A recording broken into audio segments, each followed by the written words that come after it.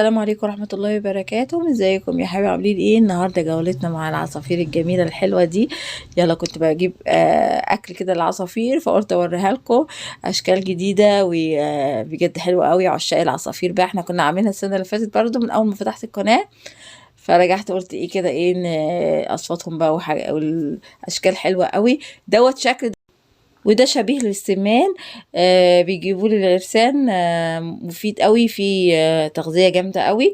وهنشوفوا بقى في حمام، طبعا اشكال كتيرة للحمام، التربية اللي بيربوها بقى، مش للذبح يعني. بيربوها، واشكال حلوة قوي، وواقفين كده بص، ولهم اشكال تحفة. انا قلت اصورها لكم. وطبعا احواض السمك. يلا بينا، ولايكات كتير، ويا رب يعجبكم الجولة النهاردة.